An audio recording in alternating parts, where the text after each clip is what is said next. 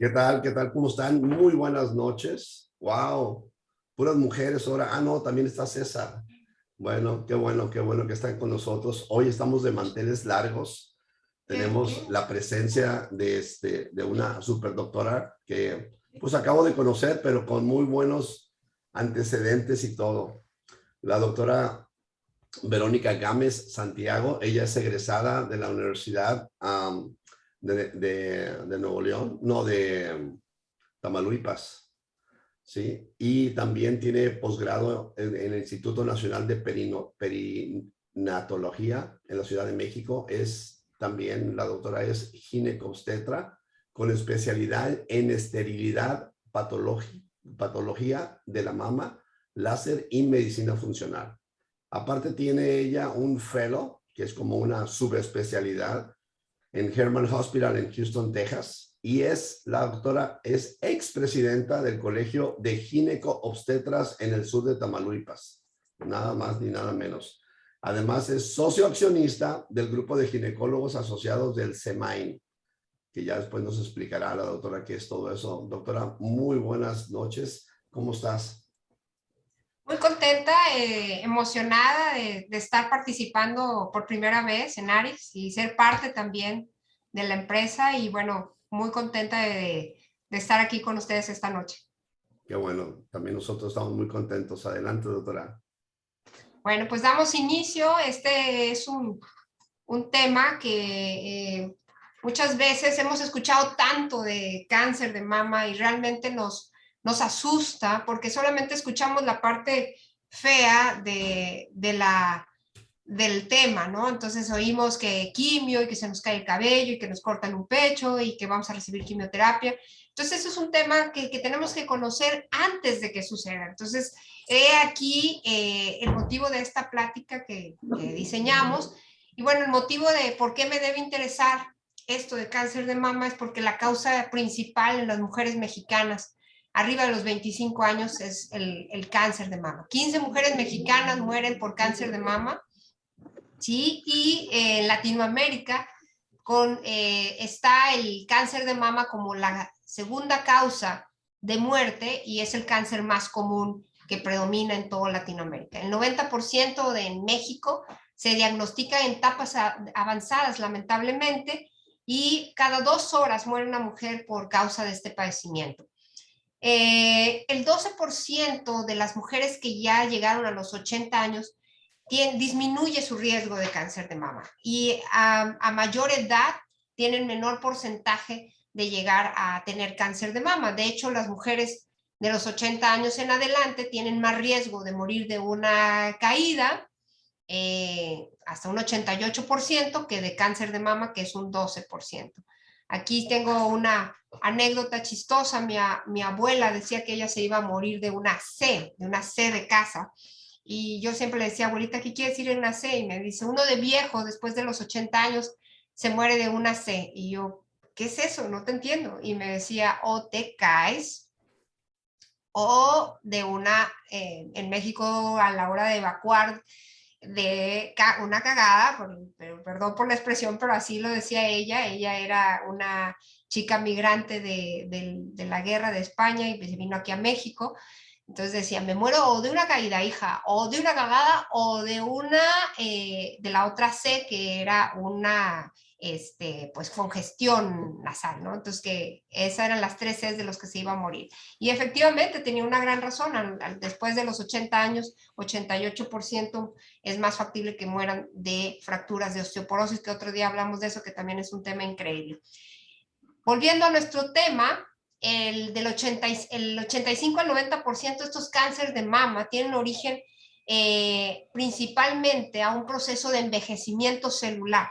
Este envejecimiento es un desgaste natural que vamos a tener y ahí es donde vamos a interactuar. Este es el punto más importante de la charla donde vamos a partir, porque solo el 5 al 10% va a tener una referencia heredada de la madre o del padre y muchas veces nos asustamos sabiendo si nuestra mamá, nuestro papá, nuestras tías tienen la cuestión de herencia, y las que no lo tienen, que es un gran porcentaje, pues andamos por la vida despreocupadas pensando que no nos va a pasar porque a mi mamá o a mi abuelita no le pasó. y ahí es donde dejamos de cuidarnos. El cáncer de mama siempre se va a originar de una anomalía genética, un error, pero ese error muchas veces es por este envejecimiento celular. ¿Qué tenemos que saber del cáncer de mama? Que no se puede prevenir, ¿sí? Pero sí podemos disminuir los factores de riesgo. Cada 30 segundos se diagnostica un nuevo caso de mama y 1 de cada 8 mujeres va a desarrollar cáncer de mama. Entonces, este porcentaje es sumamente alto y por eso debemos conocer. Pero en sí, ¿qué es el cáncer de mama? El cáncer de mama es el crecimiento descontrolado de las células mamarias y este término cáncer hace referencia a un tumor maligno desarrollado a partir de estas células. El carcinoma suele aparecer principalmente entre los 35 y los 80, pero entre los 45 y 70 años es en el rango más común, siendo los 50 años en la menopausia cuando vemos con más frecuencia.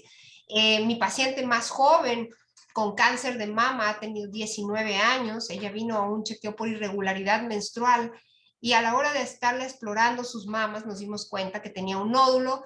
Ella hizo, la verdad, yo también no hice mucho alarma por haberla encontrado. De hecho, le dije, vamos a hacer un ultrasonido solo por tu seguridad y tener un respaldo de ultrasonido que nos diga que todo está perfecto. Y sorpresa, nos vamos llevando las dos, porque a los 19 años pues nadie piensa en cáncer de mama. Y mi paciente más mayor, 90 años, y también me la mandaron por incontinencia urinaria. A la hora de explorarla nos damos cuenta de esa nodulación y ella me dice, sí, es una bolita que ha aparecido un par de meses atrás y se ha crecido, pero pues yo creo que no es nada malo porque no me duele. Entonces ahí también nos llevamos la sorpresa que era un cáncer de mama. Claro, el cáncer a los 19 años sumamente agresivo y el cáncer de la de 90 años pues le fue súper bien, se quitó la mama y ya no requirió más que un par de tratamientos adicionales sin mayor problema. La fisiología del cáncer, esto es algo súper importante que debemos conocer. Primero que nada está dado por mutaciones, ¿sí? Mutaciones en estos genes que regulan el crecimiento de las células, que las mantienen sanas. Estos genes se encuentran en el núcleo de las células y van a actuar como una sala de control, como si tuviéramos una máquina de control donde se van a estar activando y desactivando estas células. O sea, constantemente están produciéndose células nuevas o las viejas, se van sustituyendo y esto es un proceso natural.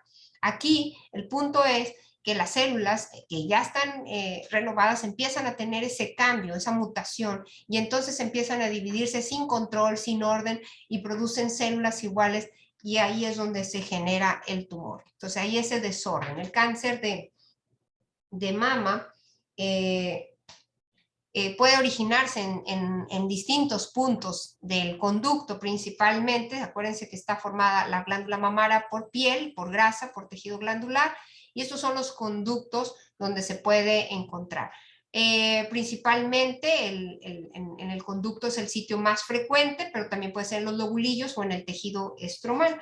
Toda esta referencia vamos a dar como un punto para conocer lo que ya saben muchas veces de lo que es cáncer de mama. En las mujeres jóvenes es pues un verdadero problema para la salud pública porque no tenemos, por lo menos aquí en México, tenemos una incidencia de un 17% y una mortalidad de un 7%, que aunque suena bajo, pero es preocupante porque no existen centros especializados, hay muy pocos recursos, hay muy poca asesoría, el personal no está capacitado para el diagnóstico y el tratamiento integral. Está como les cuento de esa paciente de 19 años, que si no hubiese mandado a hacer un ultrasonido, le hubiese dicho, no, a lo mejor es una bolita de grasa, no te pasa nada, pues hubiese quedado sin saber y esa paciente hubiese llegado en una etapa tardía.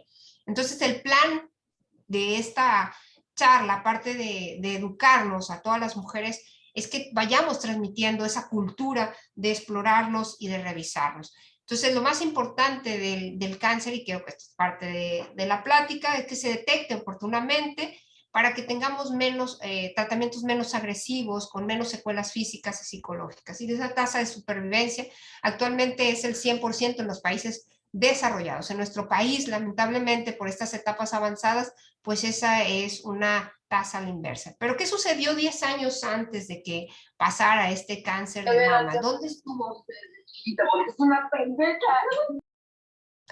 Pensé que me estaban hablando. Bueno, Entonces, estos factores que están influyendo, que sucedieron para que se llevara a cabo el cáncer de mama. Se sabe perfectamente que el consumo alto de carnes rojas está asociado a aumentar hasta un 23% ese factor de riesgo.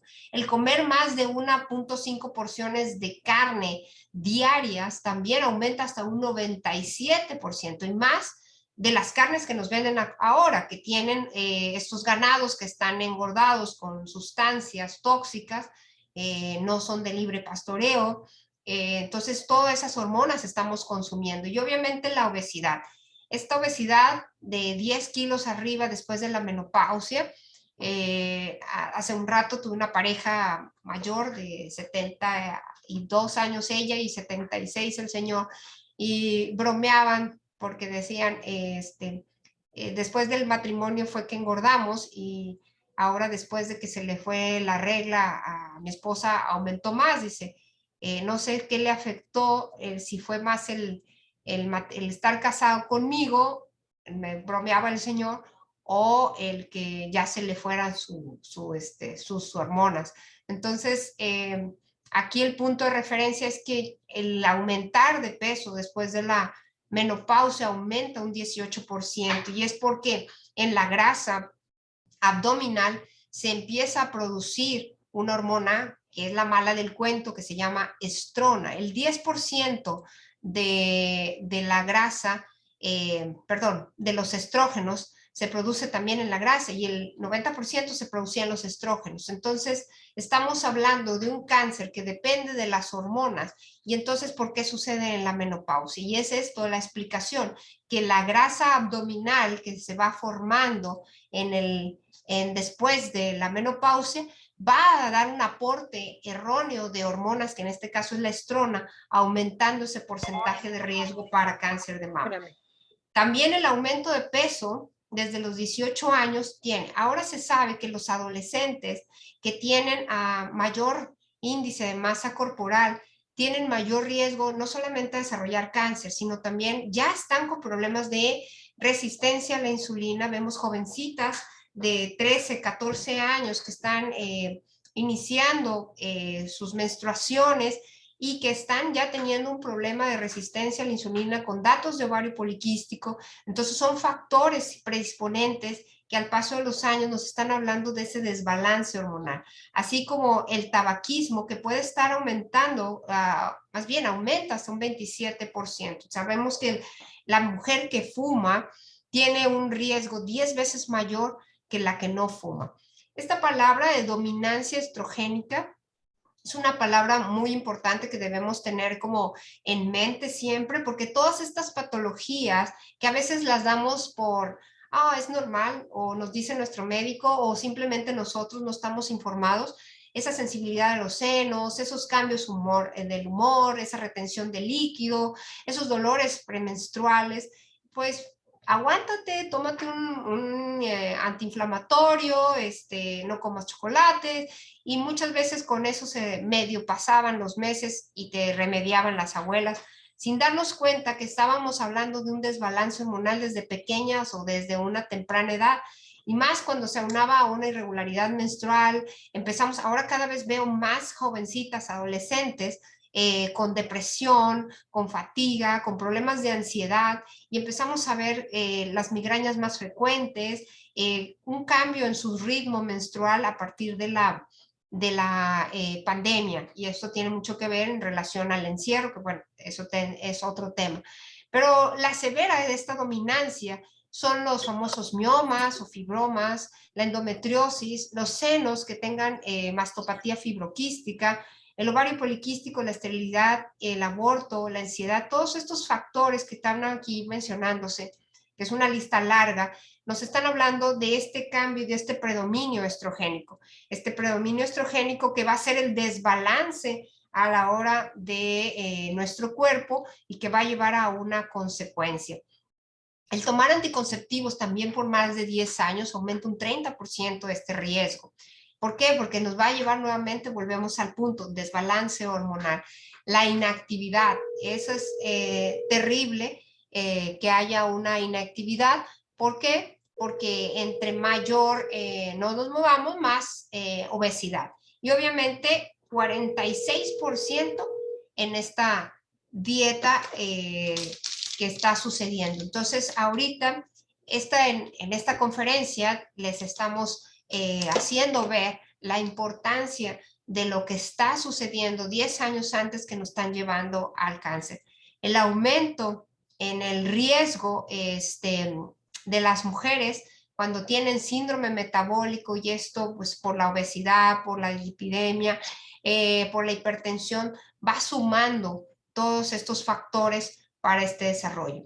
Y otro de los puntos que todo el mundo va a decir ahorita, no puede ser, son el beber en exceso, ¿ok? Una bebida, una copita de vino, no hace daño, al contrario, el resveratrol es uno de los adaptógenos que se conocen con mayores virtudes, pero si tomamos más de 7 copas, esto estamos hablando por semana, y sobre todo en grandes cantidades, pues aumentamos también este factor.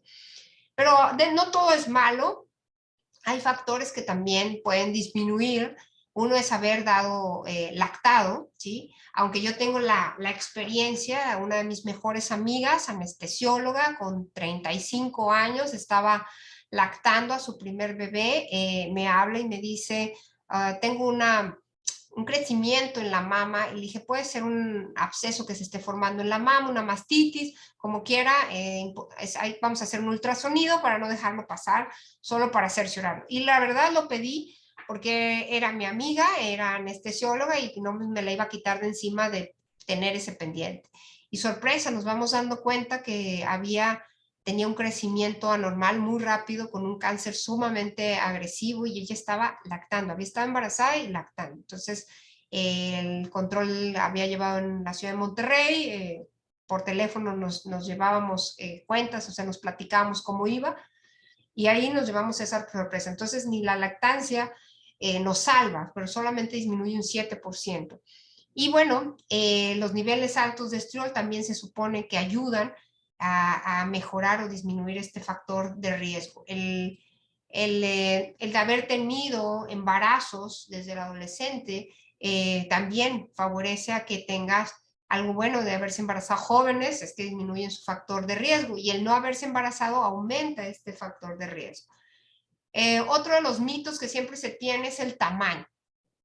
¿Sí? A mayor busto, mayor mama, en volumen, pues vamos a tener más riesgo. Y eso es una mentira.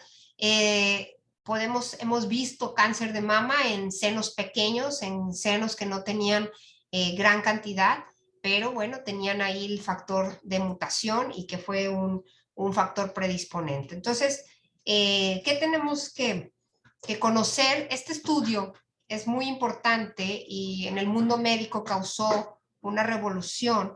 Fue a principios del 2000 cuando se lanzó este WHI, que es muy famoso. Y este estudio consistía en hacer una evaluación de las mujeres que estaban en la etapa de la premenopausia. Se les empezaron a dar lo que era la terapia de reemplazo hormonal, o sea, les daban hormonas sintéticas, y empezaron a ver el incremento del cáncer de mama.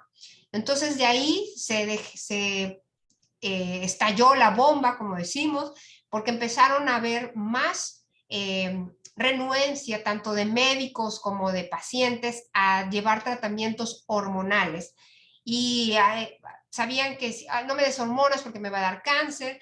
Entonces empezó la cancerofobia sobre el tomar hormonas, y que las hormonas son muy buenas, nos protegen y todo, pero como estaban ya señaladas por este estudio como malas, como las malas del cuento, pues tanto médicos como pacientes dejaron de hacerlo. Entonces, ¿qué sucede? 20 años después, este mismo estudio se les dio seguimiento a todas las mujeres que se les dejó terapia de reemplazo, y a 20 mujeres, al resto, a la mitad de las pacientes que abandonaron el tratamiento, que no se les dio nada. Se suponía que si dejaban las hormonas, entonces iban a tener menos riesgo de cáncer de mama. Si ya no tomaban nada de hormonas, no tenían ningún tipo de reemplazo, esto iba a disminuir su porcentaje de riesgo. Y fue todo lo contrario. Entre más han pasado los años, en estos últimos 20 años, el registro de cáncer de mama se triplicó. Entonces, ¿qué pasaba si ya no estábamos dando hormonas, ya no estábamos tomando medicamentos? Y se dieron cuenta que el reemplazo hormonal ayudaba siempre y cuando fuera de origen bioidéntico, no sintético, ¿sí? Y que no fuera por vía oral. ¿Por qué? Porque si pasaba por vía oral, pasaba hacia el hígado y de ahí era cuando había ese desbalance. Pero si era puesto en un implante o en un gel, principalmente por vía transdérmica, tenía menos efectos secundarios, logramos ese balance hormonal y lo más importante, evitábamos tener mayor riesgo. Entonces, bueno, nada más como referencia de qué debemos de hacer, de empezarnos a cuidar. A partir de los 30 años tenemos que hacernos ultrasonidos mamarios, a partir de los 35 el mamograma si nosotros tenemos factores de riesgo, tías, primas, hermanas, abuelas, y a partir de los 40 debemos hacernos una mamografía.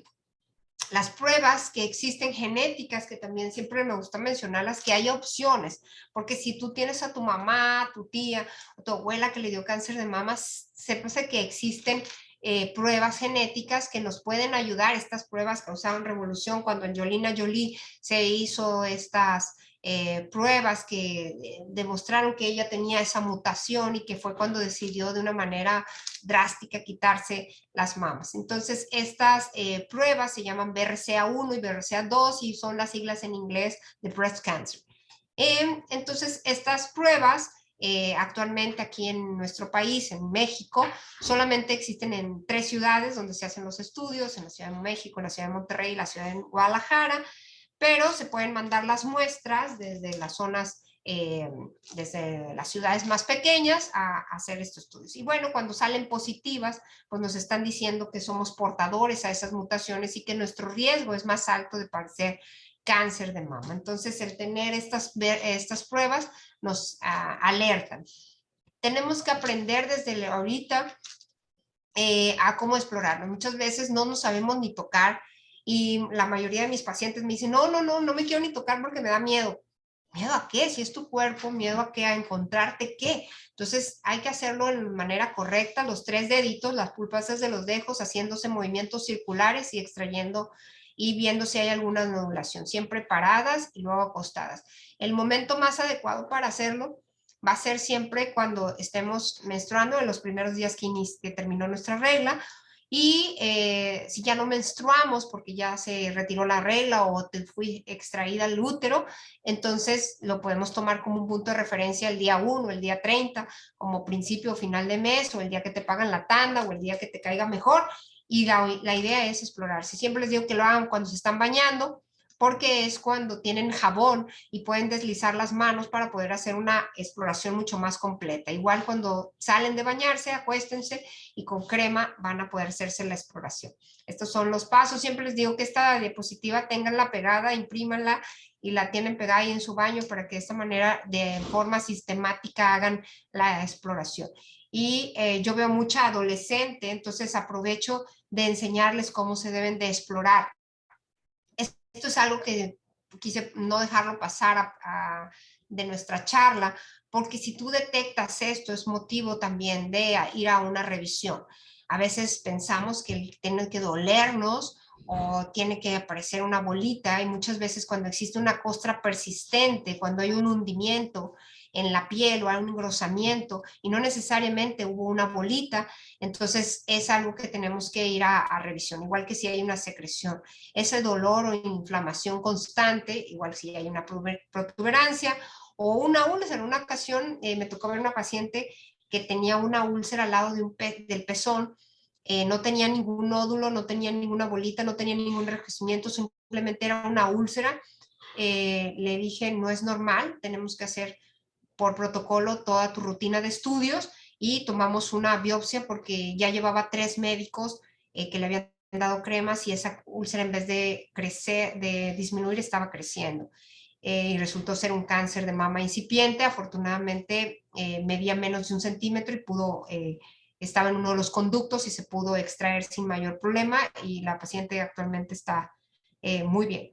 La piel de naranja es otro de los datos y bueno, ese bulto invisible, por eso es importante la revisión mensual para tener un conocimiento. Este es un dato importante aquí en nuestro país. Uno de los chicos del Politécnico desarrolló a Eva, que es un brasier que pues esperemos que algún día se lance al mercado, marca la temperatura de nuestros pechos celular y esto va a identificar si hay un cambio a nivel celular porque cada vez que hay un aumento en esta temperatura puede haber una detección oportuna. Entonces, ¿qué hago entonces, doctora? De todo lo que me ha platicado, que me ha hecho, que el cáncer, que si como mucha carne, entonces, ¿qué tengo que hacer? Bueno, pues aquí este es algo que siempre les recomendamos. Tenemos que hacer las 5 R's. Primero, que nada, tenemos que hacer un cambio en nuestro estilo de vida. O sea, vamos a remover ese estreñimiento, como haciendo un cambio en nuestra alimentación, que aquí tenemos excelentes nutriólogos, entonces podemos empezar a asesorarnos, remover todos esos microbios, mejorar, o sea, lo que es la microbiota intestinal, porque ahí se encuentra todo. La verdad que la clave de nuestro cuerpo es mejorar la microbiota intestinal. Ahorita vamos a hablar más de eso, remover todos los alimentos dañinos, los azúcares, los lácteos, y vamos a hacer esa R de reemplazar estos alimentos, repoblar con los probióticos, el reparar con los suplementos, con los adaptógenos y el rebalance hormonal. Entonces vamos a explicar más qué es esto. De las preguntas que me hacen más frecuentes cuando tenemos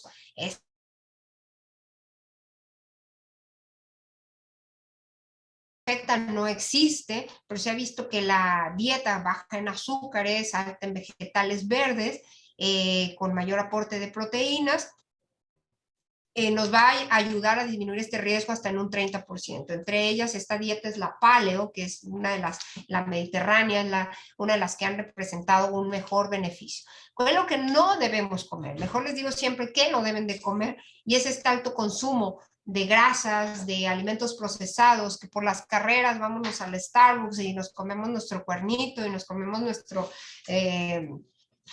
¿cómo se llama? Nuestro capuchino y pensamos que eso es saludable y lo que hicimos fue darle un bombazo a nuestro cuerpo de azúcares y de azúcares procesados porque ni siquiera son azúcares saludables. Entonces, todo esto, pues obviamente, y nuestros jóvenes cada vez consumen más y más en la pandemia, que estaban encerrados y era más fácil consumir estos azúcares y esto va creando una adicción a los azúcares como si fuera la droga. Entonces, estos 5 alimentos son inflamatorios, las grasas saturadas, los azúcares, los panes, las harinas de trigo, que cada vez están manejadas genéticamente. Explicaba una nutrióloga española en un curso que tomé que por qué el trigo hace 40 años no era malo, no les iba mal, y este trigo nuevo, bueno, pues que antes tenía solamente 9 cromosomas y ahora tienen hasta 20 cromosomas porque está alterado genéticamente para crecer más rápido, para producirse más rápido, para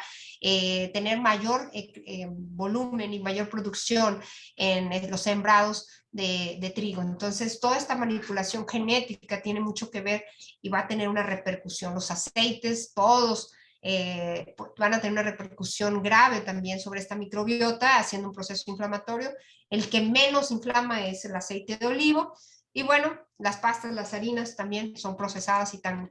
Entonces, este intestino permeable del que hablamos, la famosa colitis, ¿sí? Estas membranas abiertas que nos deben de proteger, de estar cerradas, porque solamente deben absorber nutrientes y no permitir la entrada de virus, bacterias, hongos.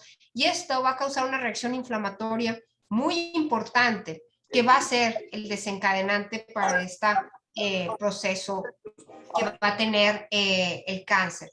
Y bueno, aquí hago un punto de TEN, porque aquí es donde puede estar por los productos que tenemos. En este caso, los probióticos tanto los probióticos que manejas, el Probiotics, es uno de los mejores porque tienen las cepas que van a ayudarnos a proliferar, a guardar, a cerrar filas de estas membranas que están abiertas. Entonces, estos intestino permeable va a ser protegido, podemos llamarlo de una manera, por estos probióticos probióticos. Los probióticos que van a estar destinados a mejorar estas bacterias buenas que nuestro cuerpo no los va a producir, y los probióticos que el cuerpo los tiene, pero que al alterarse con la comida inadecuada dejan de funcionar. Entonces, el que tenga estas cepas, las he leído, las he visto, y he visto los resultados increíbles con las pacientes cuando los están tomando. Entonces, quienes consuman frutas, verduras, aunque parezca como comercial, van a tener un 11% menos de riesgo de cáncer de mama. Oye, doctor, eso es muy poquito, 11%, pero si sumamos el ejercicio, si sumamos tus probióticos, tus omegas, todo lo que vas a consumir va a mejorar tu calidad de vida.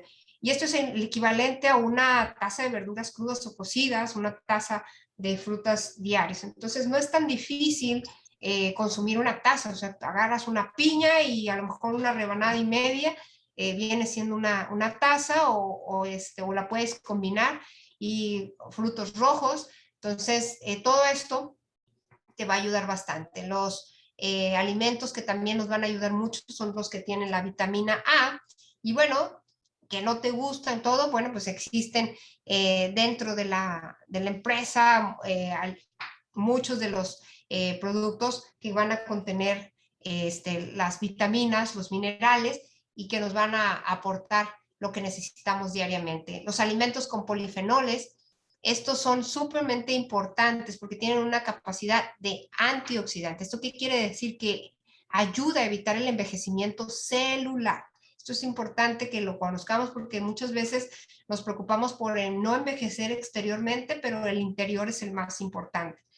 Las especies como clavo, menta, anís, alcaparras, aceitunas negras, chocolate amargo, bayas y avellanas, pues no forman parte de la rutina de alimentación de la comida latina, de la comida mexicana menos. Entonces, a lo mejor un poco el clavo como especia, pero de ahí en fuera ninguno es de diario. Somos más de vitamina T, tacos, tamales, tostadas, tripitas, y toda esa vitamina que realmente no nos ayuda en nada. Los mexicanos las consumimos. Hoy es un día muy importante aquí en nuestro país, es el Día de la Candelaria, y bueno, todo el mundo, es un día religioso, va en relación a levantar al niño Dios a los 40 días de haber nacido Jesús. Entonces tiene esta tradición muy importante, pero más que nada, mucha gente que no es muy religiosa lo ve como el Día de los Tamales, que es un alimento, bueno, que aquí en México adoramos,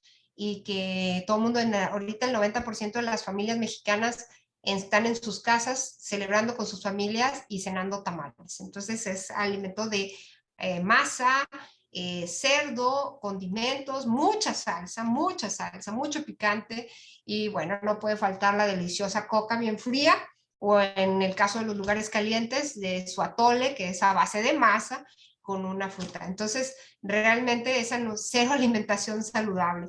Pero viene a salvarnos la vitamina, el omega 3Q.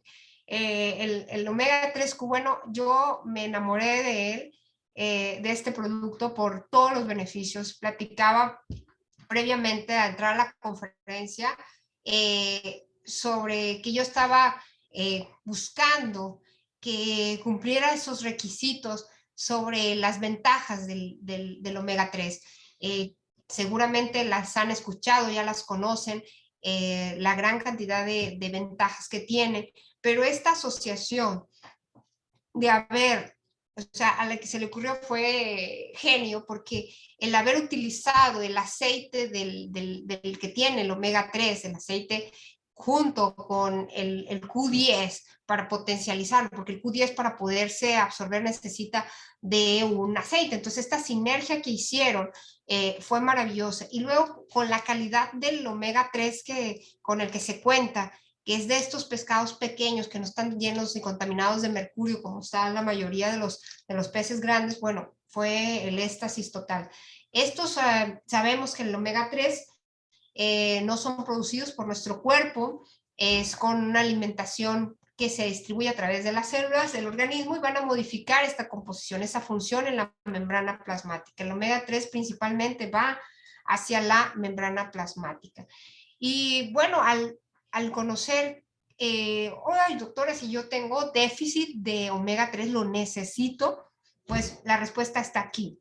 Si te duele alguna de las articulaciones, si has tenido hinchazón como edema, que le decimos nosotros los doctores, que es la retención de líquidos, si empiezas a tener algún tipo de comezón en la piel o incluso alergias constantes, y esto lo vemos muy seguido y sobre todo, bueno, aquí en mi región es una región que estamos muy cerca del mar, por lo tanto tenemos muy la cuestión de estos cambios bruscos de temperatura. Entonces, del calor y norte, y al norte le decimos al viento fuerte. Entonces, todos tenemos rinitis alérgica. Un gran porcentaje de la población que vivimos en el Golfo de México tenemos problemas de rinitis alérgica. Y tiene mucho que ver estos problemas alérgicos con este proceso inflamatorio crónico. Y vemos al cansancio como, es que trabajé mucho, pero no sabemos qué tiene que ver que tenemos un déficit de omega 3. Vemos nuestro cabello cada vez más seco, quebradizo, y bueno, nos cambiamos de champú, nos hacemos la queratina y andamos poniéndonos todo y habido por haber para que se hidrate, pero no estamos quitando el problema de raíz. Nuestras uñas vemos que tienen más delgadas, fácilmente quebradizas, el insomnio y esa falta de concentración que decimos, estoy leyendo, o me están diciendo algo, pero no entendí lo que me dijeron. Entonces, todos estos síntomas hablan de una déficit de omega 3. Y bueno, cuando se las platico a las pacientes, ¿tienes alguna de estas deficiencias? Una paciente me gritó, bingo, tengo todas, doctora, gané la planilla porque tengo todas, tengo completo todos los síntomas.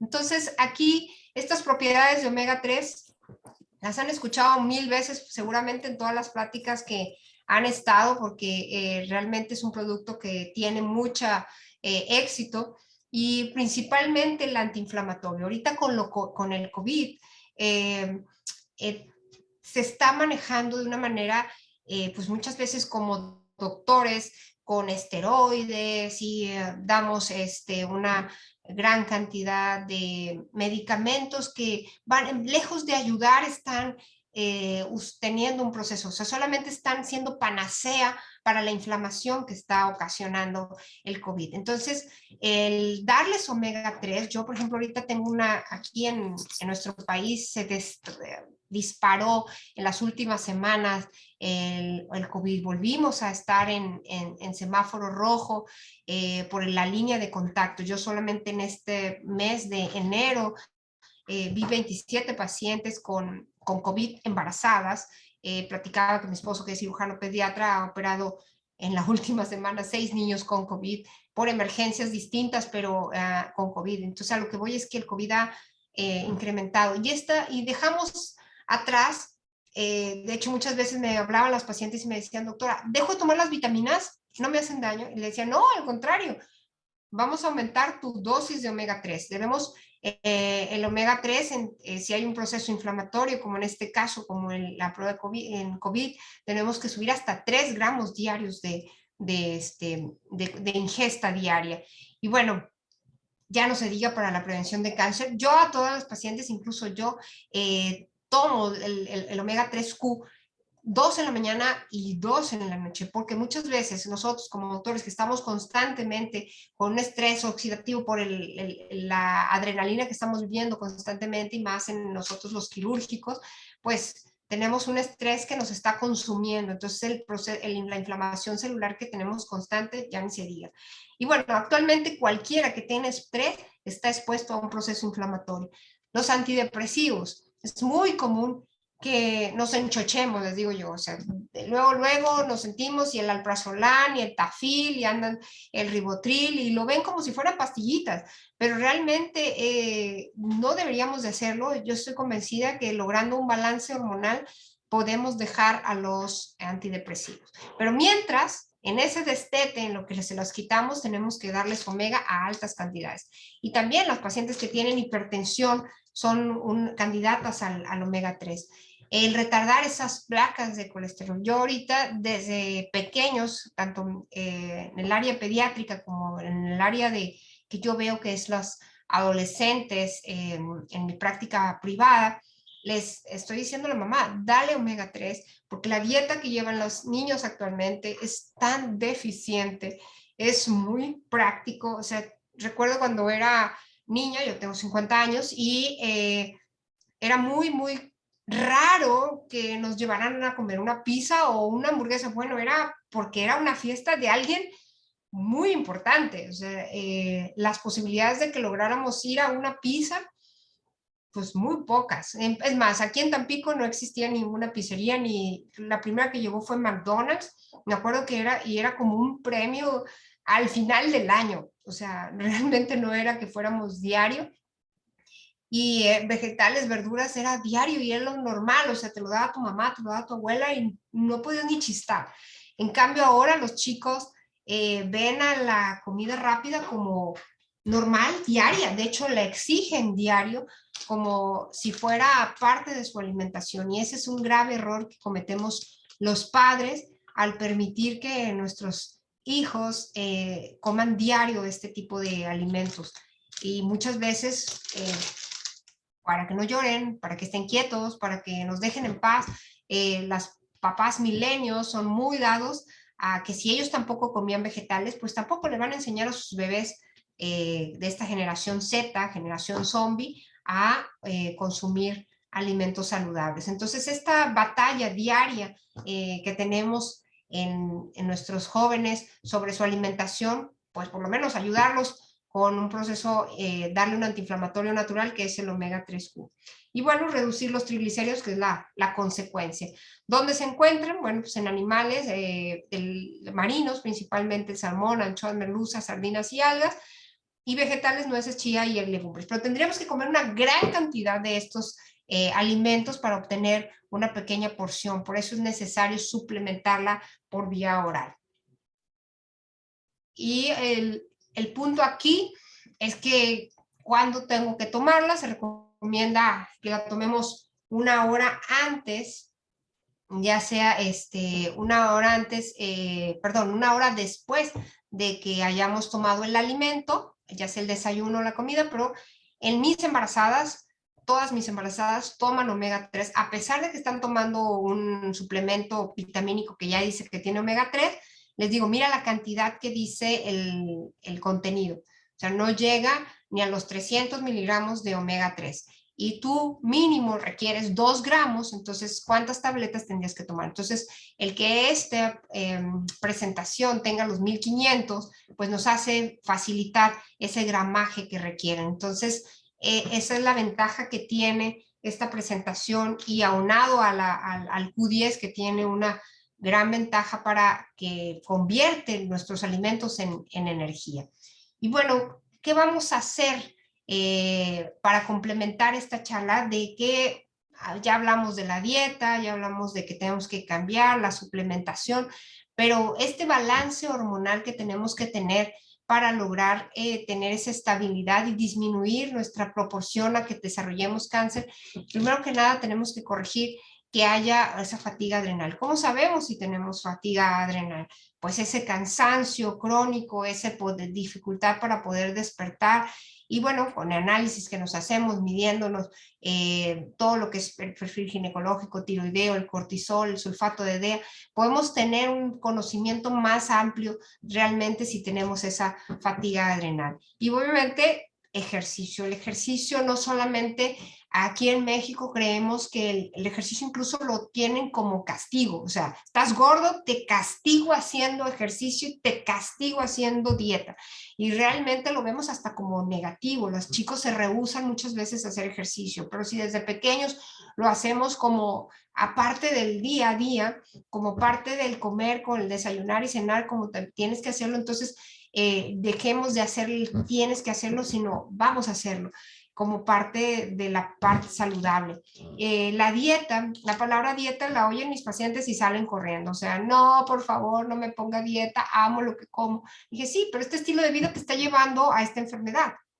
Entonces, solo tenemos que hacer unas pequeñas modificaciones, asesorarnos con nuestro nutriólogo para hacer la dieta. No debe ser terrible, debe agradarnos, porque es yo le llamaría, en vez de dieta, un cambio en el estilo de vida. Y bueno, la suplementación es básica, o sea, ya no tenemos que esperarnos a ser mayores. Sí, recuerdo cuando era niña decía mi mamá, no te voy a dar vitaminas porque las vitaminas vienen en las vegetales y en la comida. Entonces sí, tenía razón porque efectivamente venían en las vegetales, perdón, las vitaminas en estos vegetales y en esta comida saludable, y lo complementábamos haciendo ejercicio y no comíamos comida chatarra. Pero ahora esa comida saludable desapareció y está incrementándose con grandes cantidades de azúcares, entonces tenemos que suplementar desde pequeños. Entonces aquí es una batalla diaria de que los niños coman vegetales. Bueno, pues está el Green, que es un producto también maravilloso que va a aportarles esa suplementación que requieren de estos vegetales verdes que nos apoyan con vitaminas, minerales que son necesarias para el funcionamiento adecuado de nuestro cuerpo.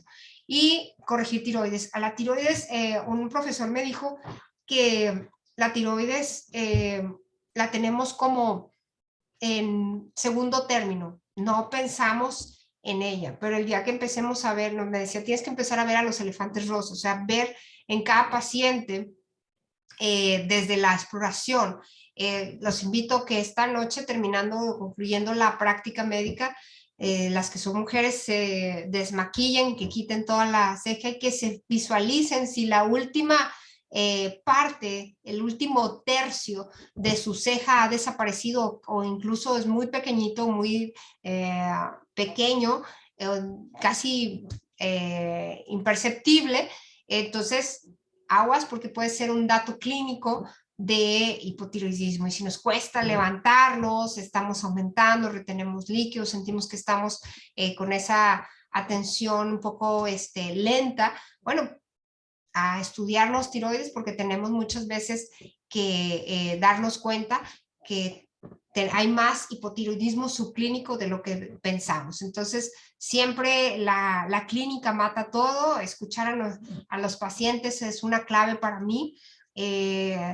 Cuando estaba estudiando en Houston, recuerdo que el profesor que era mi titular tardaba 5 minutos y él hasta se enojaba si pasaba más de tiempo. Él me decía, él es norteamericano, pero de origen europeo, y se molestaba mucho si eran pacientes latinas. Vivía en Houston, entonces por ende le iban a llegar pacientes latinas y me decía, usted véalas. Y yo le decía, doctor, ¿por qué le molesta si son latinas? Me decía, hablan mucho. Me decía, demasiado. Quieren contarme su vida y quieren contarme todo lo que le pasó con el esposo. Entonces eso le molestaba. Él quería que, entonces primero pasaba yo, y como se me daba un poco el don de la platicada, entonces después hasta salíamos amigas y todo ya. Entonces primero me chutaba yo toda la platicada. Tomaba ya nota de los 5 o 3 puntos que tenían de importancia de la consulta. Entraba el doctor, se las decía, él viene por sangrado, por dolor, bla, bla, bla, irregularidad menstrual, y él le daba el tratamiento y yo terminaba dando ya la receta. Esa era como mi función en la consulta. Y ya, si era latina me decía suya, porque le molestaba mucho porque decía que hablábamos mucho, pero realmente era escucharlas, y muchas veces las mujeres nos curamos que alguien nos escuche y podemos desahogarnos y podemos empatizar de esta manera. Entonces, volviendo aquí al tema, el hipotiroidismo subclínico está en un 80% de nuestra consulta y muchas veces lo dejamos pasar. Este reemplazo hormonal es básico. O sea, quien tenga ya 35 años ya está perdiendo hormonas. Entonces, a partir de los 35 años tenemos que hacer chequeos y estar visualizando en qué momento tenemos que ya hacer un aporte hormonal, porque esto nos cambia la vida. Tenemos no solamente un rejuvenecimiento físico, sino de actividad física, de emociones, volvemos a vivirlo, volvemos a recuperar nuestra vida de pareja, nuestro entorno se vuelve más amigable porque dejamos de estar gruñones. Entonces, ese balance hormonal es básico para esto. Y bueno, ¿qué me llevo a casa de toda esta charla que hemos hecho? Es que lo primero que les digo yo a todos los pacientes es mantente informado de tu salud.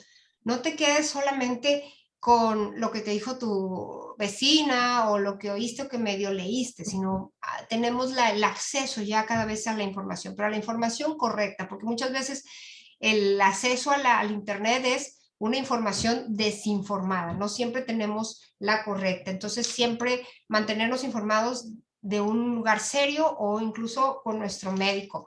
Adoptar un estilo de vida saludable, eso es clave, y dejar la flojera, el cambiar los hábitos de alimentación. A mí me da mucha risa ver a mi marido, él le encanta cocinar, pero se la pasa viendo productos de cómo hacer el pastel fulano, cómo hacer el pastel sultano, y le digo, no, ahora ponte a ver videos de comida saludable, porque no, los pastelitos pues a lo mejor será para una vez, pero no para siempre.